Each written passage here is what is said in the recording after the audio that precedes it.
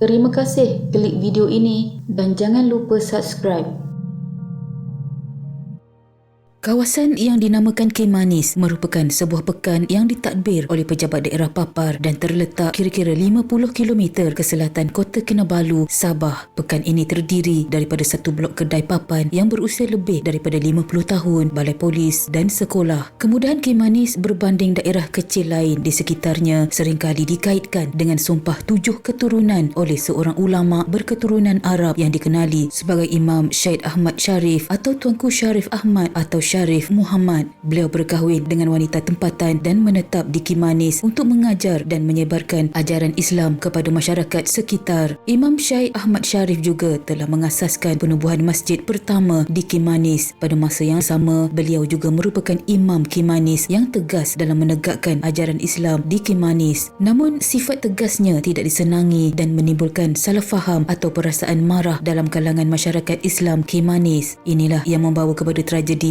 pembunuhannya pada tahun 1887 dan sumpahan 7 keturunan dilafazkan sebagai hukuman kepada Kimanis yang dianggapnya sebagai pengajaran kepada sikap segelintir masyarakat Islam Kimanis yang tidak mengikut ajaran Islam sebagaimana disyaratkan. Sumpahan ini akhirnya tamat selepas 100 tahun kemudian apabila 7 keturunan pembunuhnya lahir. Walaupun sumpahan ini dianggap hanyalah mitos, namun kubur beliau boleh diketemukan di kaki Bukit Kupang, kubur yang terasing dari kubur yang lain di perbukitan itu. Kubur ini telah dipelihara dengan baik oleh ahli keluarganya dan keturunan pengikutnya serta individu dari negara Brunei Darussalam.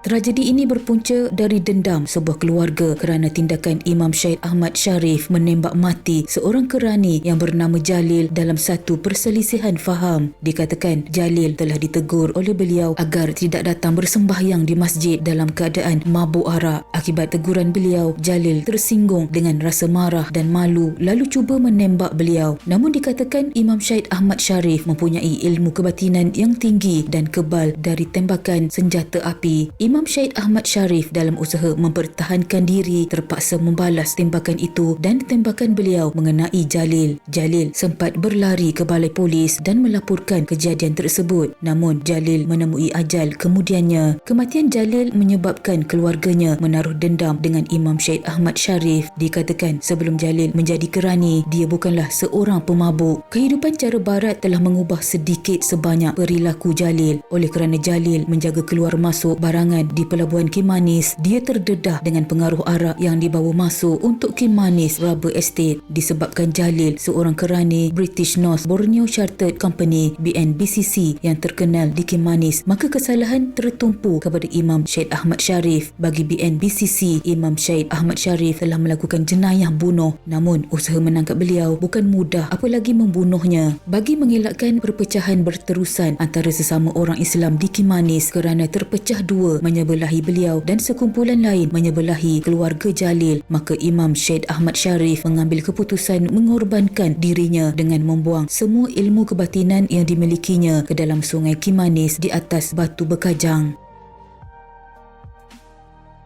Imam Syed Ahmad Sharif tidak mahu ditangkap oleh polis BNBCC lalu bertindak cuba berpura-pura mempertahankan diri dalam keadaan sebagai seorang manusia biasa. Beliau telah ditembak mati oleh seorang anggota polis berbangsa Murut yang dikenali sebagai Pulau kerana tidak mahu menyerahkan diri. Sebelum meninggal dunia, Imam Syed Ahmad Sharif telah menyumpah tanah Kimanis akan mundur sehingga 7 keturunan si Jalil. Tanda awal sumpahan ini melanda Kimanis ialah dasar sungai Kimanis yang semakin cetek, tiada kapal dagang berlabuh di muaranya, tanaman padi tidak menjadi dan tiada orang luar berminat untuk menetap di Kimanis. Sejak dari itu, Kimanis hanyalah sebagai kawasan penanaman getah dengan pekan yang kecil berbanding dengan Bonggawan dan Membakut. Kini sumpahan beliau dikatakan sudah berakhir dan tandanya ialah proses transformasi pembangunan ekonomi yang begitu pesat sedang dialami di kawasan Kimanis. Sekian.